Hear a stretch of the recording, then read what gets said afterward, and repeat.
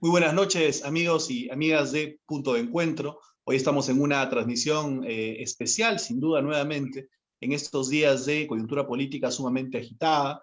Hemos conocido por los dominicales el hecho de que Vizcarra aprovechó de su cargo para poder inocularse la vacuna en septiembre, es decir, muchos meses antes que el cuerpo médico, la policía y todos los que participan en la primera línea de defensa contra el COVID-19 puedan acceder a la misma. Y hoy día, hace apenas algunos minutos, hemos conocido que no solamente Vizcarra, sino también la ex ministra de Salud, que hace unos días acaba de renunciar, Pilar Macetti, también había sido vacunada y que hay una lista de casi 500 personas que también han sido vacunados por delante de muchos, como digo yo, miembros de la primera línea que merecían sin duda estar adelante en la lista. Esto configura una cuestión muy grave, algunos incluso lo han llamado traición a la patria, un acto de cobardía, etcétera, que desnuda la catadura moral de Vizcarra. Sin duda esto va a tener múltiples efectos en la política y sin duda también en las elecciones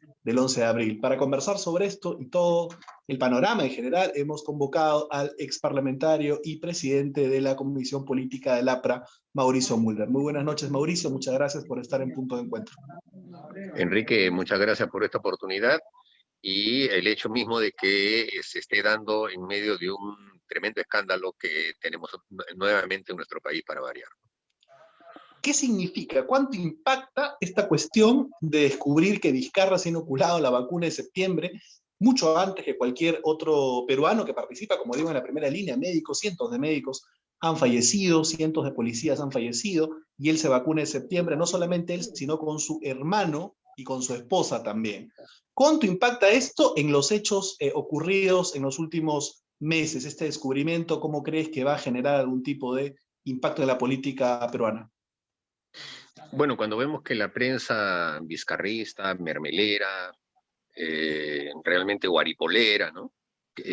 Da un giro de 180 grados para decir que se trata de un miserable, de un sinvergüenza, bueno, vemos que las posiciones que defendían a Vizcarra se vuelven ya insostenibles.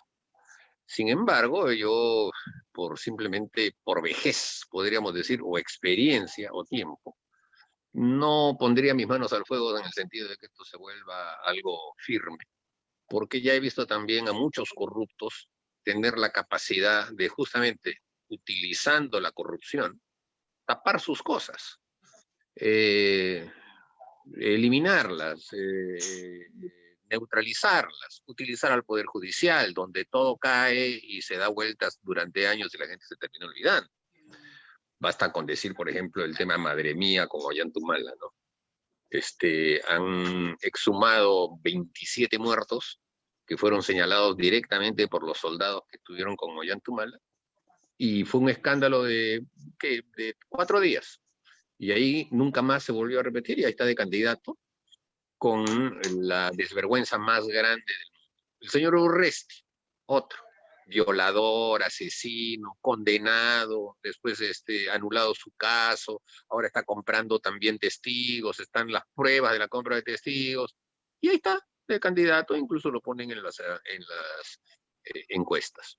De manera que yo creo que sí, efectivamente hay una indignación muy grande, y creo que tenemos el deber de no olvidar ese tipo de cosas, porque mucha gente veo troles pagados que dicen, bueno, pero al fin y al cabo todo el que estuviera en una situación como esa lo hubiese hecho. ¿Acaso tú no luchas por tu vida, la vida de los tuyos? ¿Tú no lo harías? Y no sé. Por favor, por favor. La verdad es que tenemos que ser muy firmes en esto, y tenemos que exigir que, en primer lugar, el Jurado Nacional de Elecciones termine de sacar de una vez a Vizcarra del proceso electoral, y que justamente ese es otro ejemplo, la corrupción del Jurado Nacional de Elecciones, que borra y cambia resoluciones en las que habían sacado a otros candidatos para que después no les digan que se están contradiciendo al querer mantener a Vizcarra.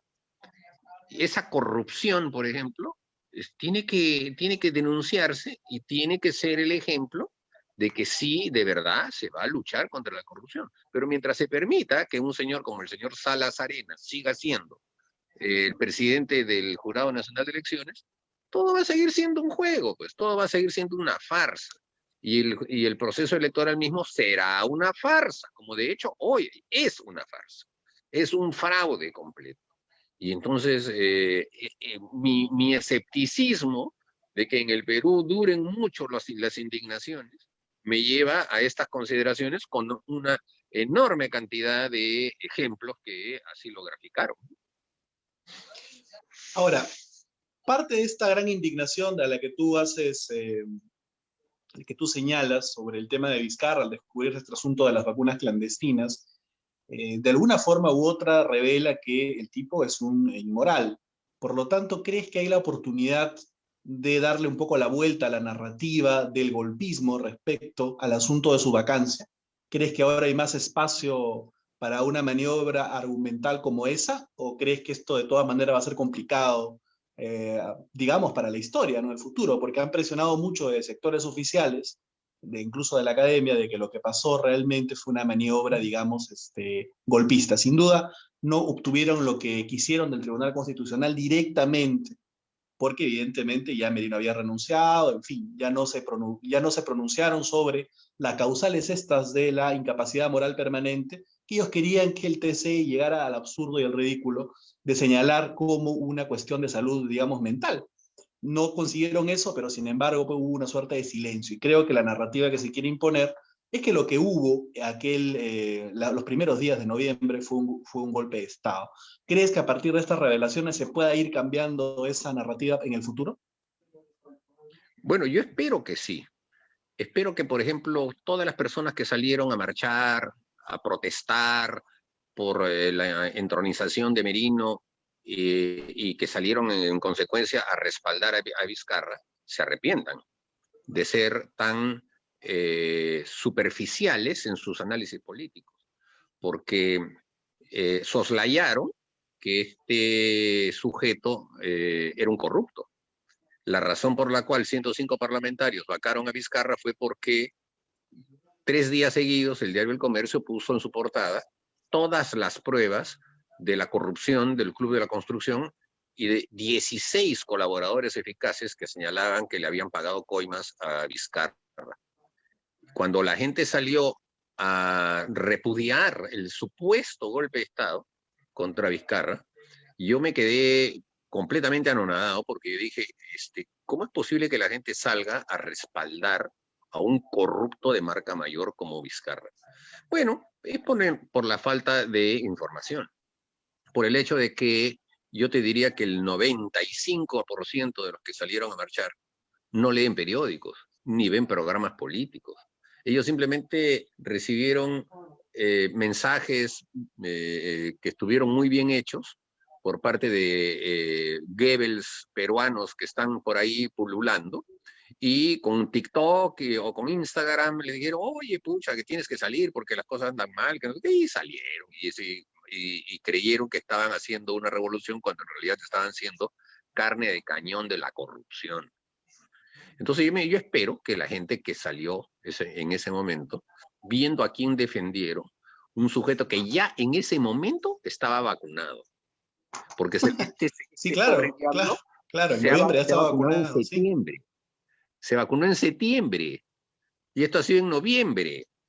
O sea, un pobre diablo. Y la gente salió a respaldar. Curioso porque el líder del que personifica a la nación, el líder finalmente de este barco, en lugar de ser, digamos, el último, de dar el ejemplo, es el primero que pide un bote salvavidas y se va corriendo. O sea, Así es es. realmente increíble. Es que son cobardes por ser corruptos. No nos olvidemos, por favor. La gente tiene que... lo que pasa es que, vuelvo, la gente no lee las noticias. Sobre todo los jóvenes, no les interesa, pero cuando tienen que decidir, deciden mal, como por ejemplo sucede en los procesos electorales. Pero Vizcarra ya estaba imputado seriamente de casos de corrupción. Y cuando salen indignados a defenderlo, lo único que hicieron fue fortalecerlo y sobre todo fortalecer toda la estructura caviar mediática que estaba a su alrededor. Y ahora lo tienen ahí de candidato. Y el Jurado Nacional de Elecciones haciendo lo imposible para que se mantenga como candidato. Recordemos que para esas fechas él ya tenía 50 causas en Moquegua, por ejemplo, de su etapa de gobernador. O sea, él antes de ser Bueno, sí, presidente, digamos, suplente, ya era un corrupto, era un ya gobernador lo regional. era. Y la razón sustantiva por la que él hace el golpe de Estado disolviendo el Congreso el 30 de septiembre del año 2019 es para evitar las investigaciones. Ese hermano que ha salido, César Vizcarra Cornejo, que es su hermano mayor, que ha salido también vacunado, ese señor fue citado 4 veces por la Comisión de Fiscalización y no iba, porque como ese hermano era hermano del presidente, no le importaba, hasta que se le puso grado o fuerza y se apareció. Y se le interrogó durante varias horas sobre todos los casos de C&M Vizcarra Constructores, empresa que recibió coimas por decenas de obras que el gobierno de Moquegua y el gobierno central estaban estableciendo. A la semana vino el golpe de Estado. A la semana. Y ya sabía Vizcarra que Chávarri le había dicho, no se preocupe, sus 49 causas van a ser vistas. O sea, es un hombre que era caserito en el Ministerio Público y se la pasó tapando las cosas a punta de corrupción, también dentro del Ministerio Público. Ahí, por ejemplo, y haciendo un paréntesis de este tema, me sorprende porque se notaba un fiscal Juárez, me parece, bastante activo y bastante desafiante con un Vizcarra aún en el poder. Pero luego de que ha salido este del poder, que han pasado, digamos, algunos meses, y parece que las causas de Vizcarra no avanzan, parece que el fiscal no ha podido avanzar mucho, ¿no? Quizás es un poco El extraño. fiscal Juárez Atoche, que yo considero que es un fiscal muy solvente, anunció que él ya tenía terminada la investigación. Eso es lo que me parece extraño, pues por eso. Ya debería haber formulado la acusación. Se dijo que en enero se iba a formular la acusación. Como el caso de Ollantumala, en el caso Odebrecht, también dijeron que en enero iban a hacer la acusación, iban a pasar a la parte acusatoria. Ninguna de las dos circunstancias se ha dado. ¿Por qué? Porque obviamente en el Ministerio Público también ven las cosas políticamente, ¿no? Y se acomodan de acuerdo a las circunstancias. Y desafortunadamente eso se politizó ¿cuándo? Cuando el señor Vizcarra sacó a Chávarri del Ministerio Público y puso a la señora Zoraida Ábalos. Y entonces amor con amor se paga. Desafortunadamente,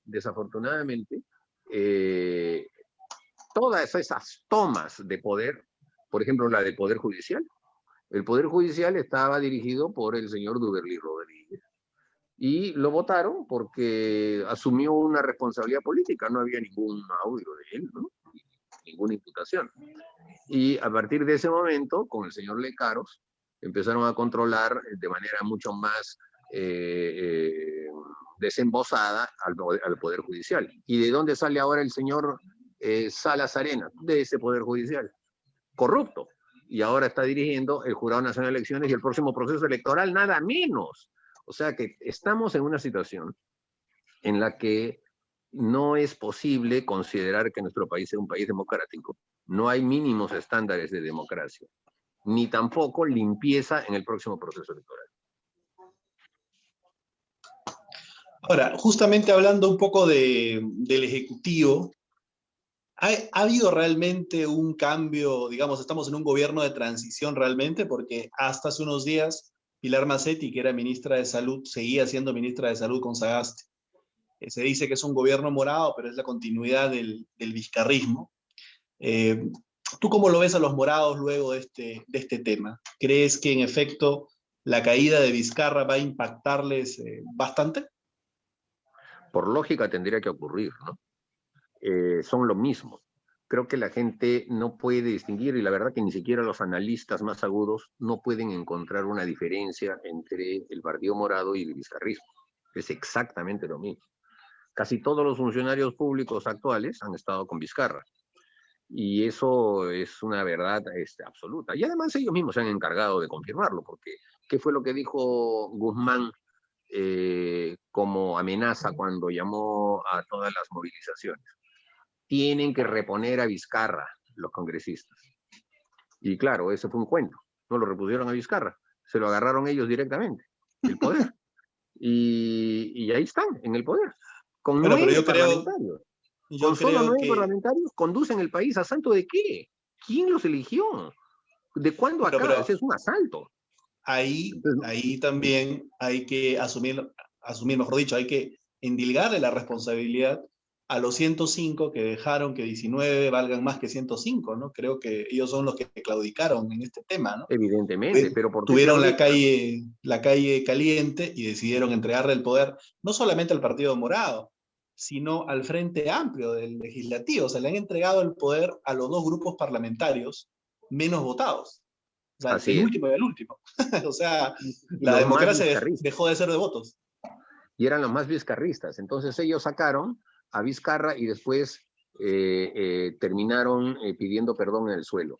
Pero eso pasa porque ya desde antes, así como se tomó todos los poderes del Estado que acabo de señalar, ya con anterioridad y con el aplauso de gran parte de la población y de la prensa, ya también se había desmontado todo el sistema de partidos políticos que tiene nuestro país. O sea, el Perú no tiene partidos políticos. Lo que somos los partidos políticos firmes y más tercos en mantener nuestra presencia, somos los más atacados. Y tan es así que nosotros no podemos participar en este proceso electoral por una estupidez de un vocal que considera que más importante es el sellito del papel, ¿no? Y el color de la tinta que derechos fundamentales, ¿no? Al Partido Popular Cristiano le ha pasado lo mismo, ¿no? Y los demás partidos son casi todos vientres de alquiler, no son partidos. ¿O alguien alguna vez ha visto una asamblea nacional del partido que está lanzando a Salaverry? ¿O alguien ha visto alguna vez alguna asamblea del partido del señor Luna, que encima está con impedimento de salida? Es decir, todos son vientres de alquiler y son cascarones que ocultan casos graves de organización criminal y de lavado de activos. Entonces, esos son los que llegaron al Congreso. La gente aplaude la disolución del Congreso, pero cada vez que hay una elección nueva de congresistas, los congresistas son peores, pero no peores en el sentido de que sean todos delincuentes o algo así, porque cada uno es responsable de su propio, sino por el hecho de que no pertenecen a ningún partido político. Entonces son gente que no tiene capacidad de fiscalizar, por ejemplo. Cada Se vez menos mueren de formados miedo políticamente. de todo se mueren de miedo. Yo en algún momento los subestimé porque dije, bueno, no creo que saquen a Vizcarra, ¿no? No se van a atrever. Y sí lo sacaron, pero después les dio un miedo y un pánico por la calle. No voy a decir su nombre, pero un parlamentario de Somos Perú y otro de Acción Popular también salieron públicamente a pedir perdón. Dijeron, pido Ah, perdón por sí, haber claro, votado. Sí, o sea, así es. denigrante, ¿no? Humillante, No, y terrible. del Fujimorismo, el señor Dítel Columbus.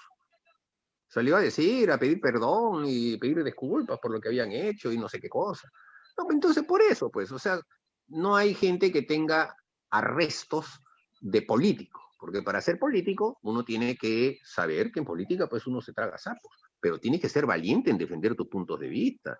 No estás ahí de veleta un día sí, otro día no, digo eso y lo otro, y eso, pero desafortunadamente es ya moneda corriente en nuestro país. En el próximo Congreso va a ser igualito, porque no hay partidos políticos que tengamos presencia con grupos políticos sólidos en el Congreso. Cualquier mayoría o minoría que salga van a ser todos independientes. Y como son independientes, hacen lo que le da la gana y entonces por eso es que es un desastre el poder legislativo en el Perú desde hace bastantes años. De Belaúnde, Guzmán, salieron ayer y antes de ayer, y tras antes de ayer me parece también, a decir que el intento de censura, interpelación o luego de censura probable, del Congreso hacia Massetti era prácticamente pues una herejía, un sacrilegio. Alan Wagner salió en una actitud absolutamente absurda, indigna, a pedirle por favor que recapacite a Pilar Massetti, a Sagasti, a no permitir que Massetti se vaya del Ministerio de Salud. Todo extremadamente raro. Me lleva a preguntarme quién gobierna realmente el país. A mí me da la impresión de que Sagasti hace lo que puede, pero pareciera que hay otras fuerzas que están realmente tomando algunas decisiones. ¿Tú cómo lo ves? Bueno, el Partido Morado es el poder tras el trono, evidentemente, ¿no? Gino Costa, de Belaunde, Guzmán, salieron todos al unísono con el mismo texto defendiendo a muerte a la señora Massetti. Y diciendo que el Congreso, una vez más, solo por interpelar, que significa preguntar, estaban obstruyendo el trabajo de la señora Massetti, que no sé qué. Bueno, y ahora, o sea, ya defendieron a Vizcarra y resultó que se había vacunado y era un corrupto. Defendieron a Massetti y resulta que también ella se había vacunado. ¿Qué les pasa a los morados? Y La única explicación es que a lo mejor respuesta ellos también se han vacunado completos. es probable, Ya cuando porque estoy viendo que Sagasti toda no la mostró la lista. caviarada está siendo, dice, he visto ahí a Jason Day, a Paola Ugaz. Entonces, esto quiere decir que había una repartija de vacunas para todos los niños bien de Lima y estos caviares que son el verdadero poder. Ese es el verdadero escándalo que va a reventar. Y ahí van a caer el Morado y todos esos grupos Justamente por eso te caviares. preguntaba, ¿no? Yo creo que Sagasti es una circunstancia y los que están gobernando es este grupo caviar. Y te decía también Wagner, porque él, tú sabes que representa a una asociación civil de aparente prestigio por mucho tiempo, ¿no? Que junto a otra, de defensa legal, el IDL, parece que son las instituciones más influyentes en el Perú, tal y como están las cosas. De repente algunos de sus asociados también han sido vacunados, habrá que mirar esa lista, ¿no? Bueno, el caso de Wagner es un caso patético porque es un hombre servil, ¿no? Es un hombre de poca fe diríamos que es un auténtico felón. Eh, él no hubiese sido nadie en la vida si no fue porque Alan García lo hizo canciller cuando él todavía no era ni siquiera embajador, el año 85. Y después lo ayudó incluso a que tuviera una especie de exilio dorado, trabajando en el Pacto Andino y me parece que en la CEPAL en Venezuela, en la época del Fujimorismo. No luchó, pero ni 5 segundos contra Fujimori, la dictadura del 92.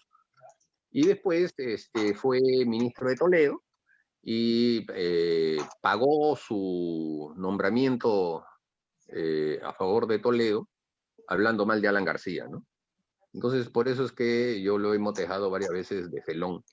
Y ahora se metió de presidente de Transparencia, una organización en la que a un sujeto que fue acusado de tocamientos indebidos a una compañera de trabajo, simplemente le mandaron una cartita y le dijeron, bueno, va a dejar usted de trabajar al señor Tábara, me parece, ¿no?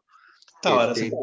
Ya, y ahí quedó, no pasó nada, nunca se supo más de esa persona, y yo veo que ahora ese tipo sigue escribiendo Twitter, ya se olvidaron. ¿Por qué? Porque todo lo salió. Como algún otro analista político, columnista, tuvo un escándalo similar, ¿recuerdas? Y creo que Eh, no pasó absolutamente nada, ¿no? no pasa nada, pero si estamos teniendo un candidato como el señor Johnny Lescano, que dicen que todavía lo pintan como que ha subido en las encuestas, ha subido un punto de 4 a 5, ¿no? Está subiendo, cuando el margen de error de la encuesta es 4%, entonces, y hacen un escándalo por un 1%. Ese sujeto fue sancionado por el Congreso por estar hostigando a una periodista sexualmente. Y la gente ya se olvidó. Por eso digo que yo soy escéptico. Yo mantengo mi escepticismo porque la maquinaria mediática es muy poderosa. Sigue estableciendo los patrones con los que piensa la gente. y va arrastrando todas esas corruptelas para sus amigos, ¿no? Hay un buen punto respecto a una funcionario de este gobierno que me llama poderosamente la atención. La señora Fiorella Molinelli ha sido jefa de salud de Kuczynski, de Vizcarra. Merino no la sacó, sigue con Sagasti. Curiosamente, hace un par de meses, un periodista de investigación, el director del Foco, se llama Eloy Marchand, publicó un tuit que me extrañó mucho, porque decía que tenía muchos amigos y que incluso gente del APRA la defendía. Yo siempre he sido muy crítico públicamente con ella, y creo que la Central de Trabajadores del Perú, con la que hay una relación natural con el APRA, también ha pedido su destitución. Pero tú eres presidente de la Comisión Política del APRA, así que te pregunto, ¿nuestra posición va en la línea de la CTP sobre ese tema? ¿Qué pensamos sobre la gestión de Molinelli? Bueno, nosotros respaldamos a la Confederación de Trabajadores del Perú siempre en sus luchas y en sus pedidos. No tendría por qué haber alguna diferencia en este tema. Te mentiría si conozco algún detalle específico de que haya desencadenado esta situación. Pero es evidente que las personas que han entrado en la época de Vizcarra y han estado en cargos importantes, están ya exageradamente desgastados en sus cargos y ya se necesita una renovación. El problema es que la renovación, ¿quién la va a hacer? El señor Sagasti, los morados. Creo que ese es un tema en el que en el proceso electoral se va a tener que dirimir. Y pienso que todas esas personas que gozan de confianzas, eh, seguramente es porque hay otro tipo de cosas. No te olvides que la señora Molinelli fue viceministra de Transportes cuando el De ministro Vizcarra. era Martín Vizcarra. Y Martín Vizcarra la obligó a ella a firmar la adenda entreguista del aeropuerto de Chincheros porque él sabía de que era un acto corrupto y se negó a firmar y la obligó a ella a firmar.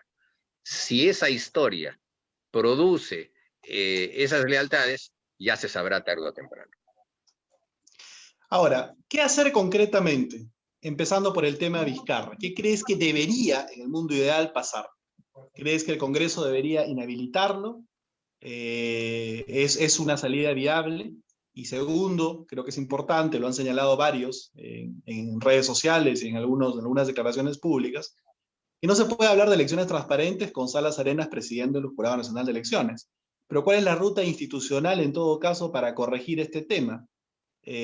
Algunos dicen que una acusación constitucional, pero otros opinan que no es así, que aún así sea el vocal supremo, la irregularidad que habría cometido no estaría en el marco de esas funciones. Por lo tanto, ¿a quién correspondería corregir este tema? ¿Qué debería pasar con estos dos personajes en tu posición, Mauricio? A ver, en el caso de Salas Arenas, sí está cometiendo él un delito de función y tiene que ir hacia una acusación constitucional ipso facto, porque él está haciendo festinación de trámites en lo que se refiere a la resolución de la candidatura de Vizcarra y está presionando a sus colegas para que cambien su voto. Eso es un acto punible que va en contra de los intereses del Estado peruano y de la Constitución y por lo tanto tiene que ser acusado sustantivamente de organización criminal, porque cuando se ponen de acuerdo dos o más personas para cometer un delito, ya puede ser eso una organización criminal. Y así lo ha hecho él con la complicidad del señor Sanginés, que todo le firma. Entonces es evidente que esa tendría que ser la salida. Pero yo veo pues que el Congreso, como siempre, mira para otro lado, no lo van a poder hacer a la velocidad que corresponde y seguramente vamos a tener que cargar con esta responsabilidad de este sujeto manejando el proceso electoral. En el caso de Sagasti, yo creo que en este momento ya es una No, Vizcarra. inutilidad. ¿Perdón? Vizcarra, Ah, perdón, perdón. Vizcarra. me había parecido que habías mencionado a No, Sagasti. porque yo creo que una vacancia ahora pues ya no, ni Exacto. siquiera, o sea, sería absurdo, ¿no? Bueno, o sea, si Vizcarra es Y te digo candidato, algo, y te digo algo, disculpa, yo sinceramente creo que es un tipo que está en las nubes. Yo creo que realmente están haciendo lo que quieren debajo de él y es prácticamente una pantalla que no maneja nada. Me refiero a Sagasti. Pero bueno, adelante. sí, sí, sí, sí. Bueno, Sagasti eh, creo que juega el papel un poco el papel que jugaba Belaúnde, eh, que no hablaba de cosas feas, que no participaba en temas polémicos y la gente empezaba a verlo como que estaba en las nubes, ¿no? Él está en el corto término que tendrá, está tratando de navegar con bandera de inocente, ¿no? Pero él es el responsable de los nombramientos de los ministros y de todos los demás funcionarios. Entonces, Sí, por supuesto. las responsabilidades le van a tener que venir de todas maneras. En el caso de Vizcarra, Vizcarra no puede ser candidato, pero si lo fuese, la inmunidad parlamentaria no le alcanza. Y no estoy hablando de la modificación, estoy hablando incluso de la norma anterior, porque claro, él podría decir que cuando cometió el delito por el cual es juzgado, la norma del Congreso decía que se debía hacer una acusación constitucional por delitos de función. Eh, Quiere decir entonces que él lo que está buscando es desesperadamente figuración política y también, obviamente, tratar de enredar las cosas para que la inmunidad parlamentaria lo proteja.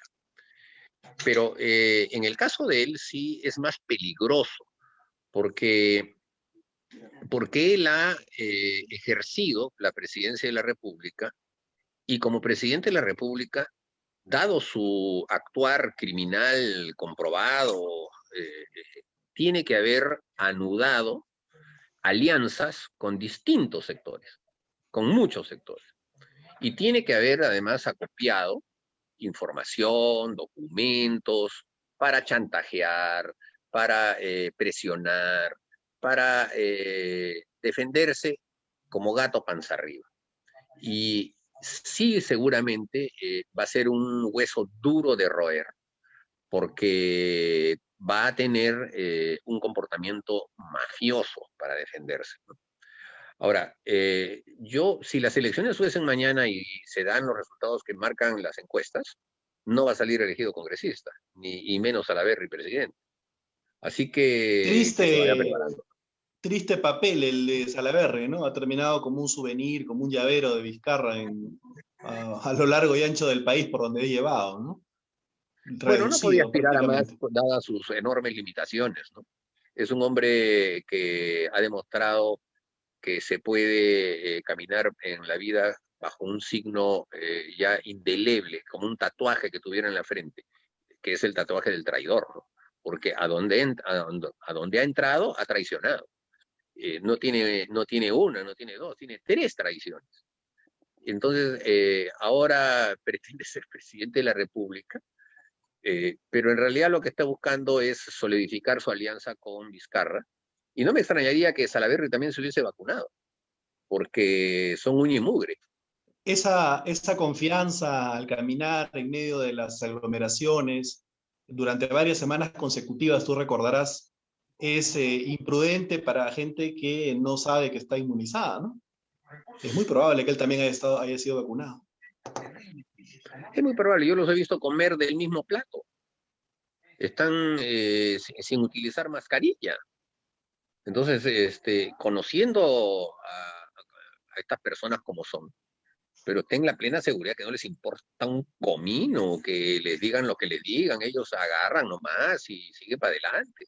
Así fue como hizo, por ejemplo, Salaverry el uso de los viáticos que le daban para viajar a Trujillo, y no le importaba, no iba, Y después le decía al asesor, pon cualquier foto, ahí no se dan cuenta, y no, y claro, salían fotos de años anteriores, y todo empezó a surgir, y no le importó nada. Y con con la manera más desvergonzada se presentó a la Comisión de Ética a decir que le habían falsificado la firma. Pero claro, si él mandaba que lo hiciera el asesor le hacía un garabato a su firma, porque tiene una firma enrevesada, que parece un remolino. Y entonces Y el él asesor tiene le hacía la firma. también muchos cuestionamientos con su constructora en La Libertad, de proyectos inconclusos también. Siempre ha sido en realidad una relativa joya, ¿no?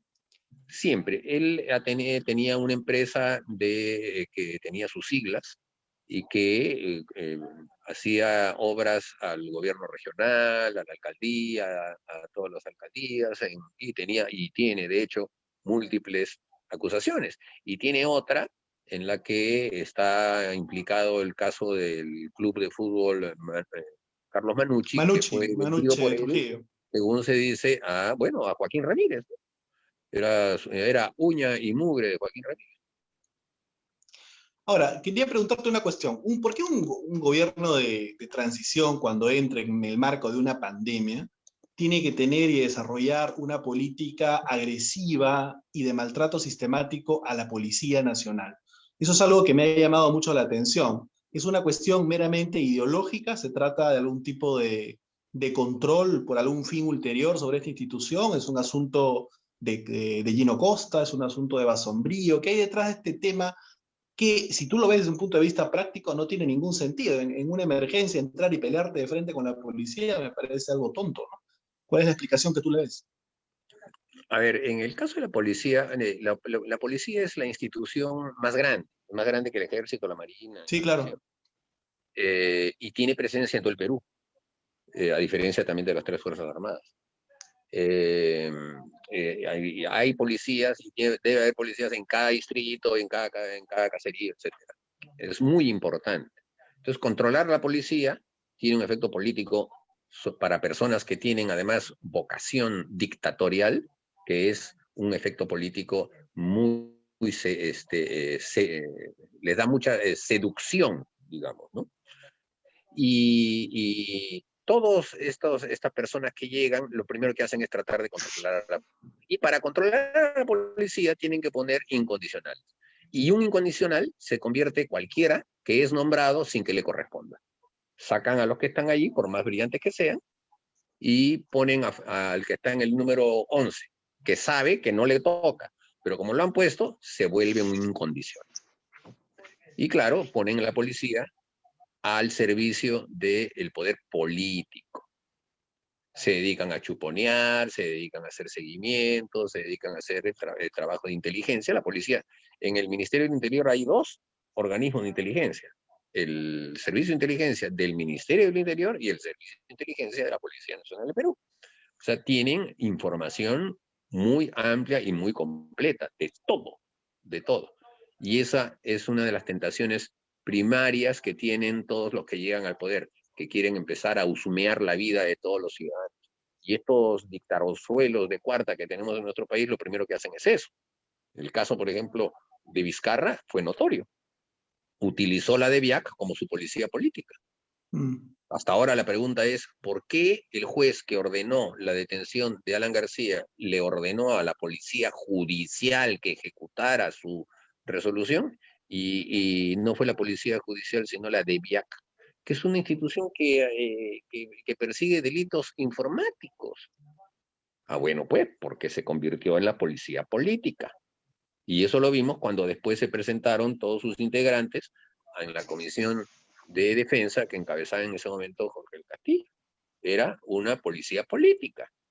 Y en algún momento con otro gobierno se investigará esa intervención, que entraron con cámaras mudas, que cortaban la transmisión, todo lo que hemos visto. Ahora, hay una cuestión que sin duda tiene que ver también un poco con lo biológico y también con lo geopolítico. Tú alguna vez argumentaste muy bien la influencia política del Brasil alrededor de sus empresas constructoras. Sin duda la caída de Odebrecht y las firmas de Lavajato ha impactado sobre este esquema político, y hoy día más bien parece que buena parte de este grupo se ha reunido alrededor de lo que denominan el Grupo de Puebla. Dentro de esto, sin duda, hay una gran influencia sobre algunos candidatos, particularmente Verónica Mendoza. ¿Hay un plan, tú ves, regional de la izquierda radical de tratar de avanzar sobre, digamos, en general, sobre los países de América Latina, pero en particular, lo ves también en el Perú? No me cabe la menor duda. Y al contrario, se han fortalecido. En primer lugar, ellos han creado este grupo de Puebla para limpiarse de la cochinada que estaba alrededor del Foro de Sao Paulo, que era lo anterior. Pero que sigue siendo financiado de la misma manera, por Venezuela y por Brasil.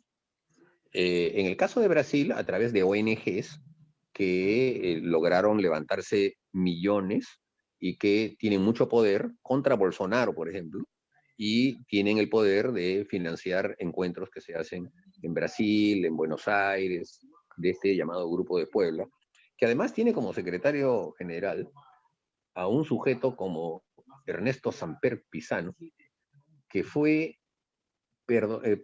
se salvó de ser destituido por el Congreso colombiano por un caso de Claro. narcotráfico, porque fue financiado por el cartel de Cali por un Y voto. eso, y eso justamente es lo que te Y ahí quería está. comentar de lo que me preocupa.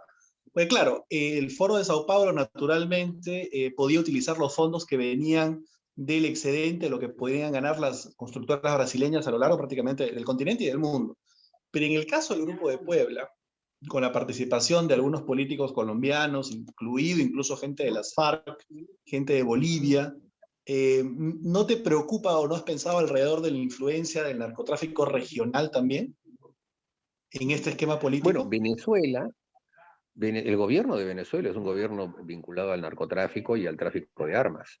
Y es hoy, en este momento, el punto focal del financiamiento de estos grupos de izquierda, porque lo de Brasil se cortó. Claro, Así es, claro. Argentina les da apoyo logístico, ¿no? Pero como Argentina está en quiebra, no tienen plata para repartir. Están muy Así que todo desordenados sigue. económicamente. Así es, entonces, y Nicaragua no sirve para nada, pues. O sea, ahí está Ortega simplemente aplastando a su pueblo y no le importa nada. El financiamiento es mucho menor que el en la época de Brasil, mucho menor, pero es un financiamiento que lleva a que se lleve la agenda que ellos imponen. ¿Cuál es esa agenda? La que aquí repite la señora Mendoza. Verónica Mendoza es miembro de este grupo, eh, y ella aplaude todo lo que es dictadura. Ella ha puesto tweets poniendo Jayaya Evo Morales cuando Evo Morales regresó a Bolivia, a pesar de que Evo Morales había perdido un referéndum, forzó su propia candidatura de nuevo, manipulando a la Corte Suprema, y obviamente ya el pueblo boliviano lo votó. Pero como suceden pues las cosas en América Latina, eso duró muy poco y ganó su candidato y ahora está nuevamente en Bolivia, siendo el poder tras el trono. ¿Y quién puede aceptar eso? ¿Qué corazón democrático puede aceptar ese tipo de regímenes? Y el tema de Venezuela también es clarísimo. No hay ni habrá hasta ahora una sola crítica de la señora Mendoza, de Verónica Mendoza, a Venezuela. Y Venezuela es un desastre, ya está, es Cuba. Y va a seguir siendo un tema que va a reventar, ojalá tarde o temprano. Y un punto ahí que uno no se puede explicar es que 3 o 4, quizás más, candidatos al Parlamento por Lima de la señora Verónica Mendoza alaban públicamente a Hugo Chávez, reivindican lo que está haciendo Maduro, hablan de que Fidel Castro cambió la historia, en parte puede ser cierto, pero para mal. Hay una izquierda, digamos, pasadista totalmente que se está tratando de presentar como moderna, pero en realidad es sumamente arcaica. Ahora, ellos están vinculados también, porque entra como observador, como visitador, pues, internacional, Pablo Iglesias de España, participa de estas reuniones también del Grupo de Puebla. el APRA está adscrito al Internacional Socialista, en donde está el Partido Socialista Obrero Español. Quería preguntarte a ti, ¿cómo te sabe como miembro del Internacional, como APRA, evidentemente, esta posición táctica del gobierno de Iglesias de la alianza con Podemos? A ver, el PSOE, como todo partido antiguo y grande, tiene también tendencias y alas. La tendencia actual, del gobierno actual de España, es haber hecho una alianza con el partido Podemos Iglesias, porque no había otra manera de ponerse de acuerdo para hacer gobierno. Muy bien, digamos que eso es política práctica. Pero para poder hacerlo, han vendido su alma al diablo. Y han empoderado a Zapatero, que fue ya presidente del gobierno de España antes, como el enlace con Venezuela, lo cual es una vergüenza. Y quienes más protestan en las reuniones del Internacional Socialista son los venezolanos. Son los venezolanos que le reclaman al Partido Socialista Obrero Español ese apoyo, pero no les entran balas. Eso es lamentable, sumamente lamentable. Enrique, yo quisiera ya ir terminando porque estoy empezando a recibir una llamada importante también. Quería solamente cerrar un poco con una cuestión sobre el APRA. En tu posición, ahora en este proceso que va a venir de reinscripción, ¿cuáles pueden ser los tres lineamientos o los dos lineamientos que crees que van a ser importantes, más allá del operativo, como ideas para el relanzamiento del APRA en estos próximos meses, hasta lograr la nueva inscripción? Bueno, lo primero, unidad partidaria, de poner todas nuestras discrepancias, dejarlas de lado. Eso es lo primero, pues si no, no es posible que el partido entre en un proceso sumamente engorroso de reinscripción. Lo segundo es tranquilidad para defender nuestros puntos de vista y nuestra ideología. Tranquilidad en el sentido de no desesperarse, en el sentido de creer que las cosas ya se pueden cambiar con alaridos. No, no corresponde. Hay que tener la tranquilidad de darse cuenta que con persistencia vamos a salir adelante. Porque vamos a ver caer, así como estamos viendo, cómo salen los vacunados y ahora los morados matándose entre ellos y toda la cosa. Así poco a poco veremos caer a todos nuestros enemigos. Y el partido nuevamente seguirá, como nos ha pasado antes. Y lo tercero, ya que tú me pides tres cosas, es que se fortalezca el debate también interno para que lo que nos diferencie a nosotros del resto sigan siendo las ideas y la organización política. Lo peor que puede pasar es que nos volvamos como uno de esos partidos que no son partidos, ¿no?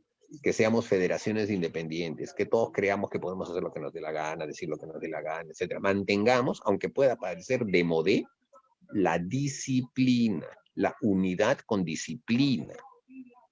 Yo sé que es muy difícil ahora y mucho más difícil que antes. Si antes lo era, ahora más. Pero si no, nos vamos a convertir simplemente en un partido como todos los demás, que se sacan la mugre entre ellos y están a la búsqueda de cualquier candidato para ver si tienen figuración. Eso es lo que uno tiene que evidentemente tener en claro para poder recuperar el tema del partido. Enrique, te agradezco. Muchas gracias, bastante. Mauricio, ha sido muy amable. Muy buenas noches, amigos y amigas de Punto de Encuentro. Nos vemos en la siguiente transmisión. Gracias, Mauricio. Muchas gracias.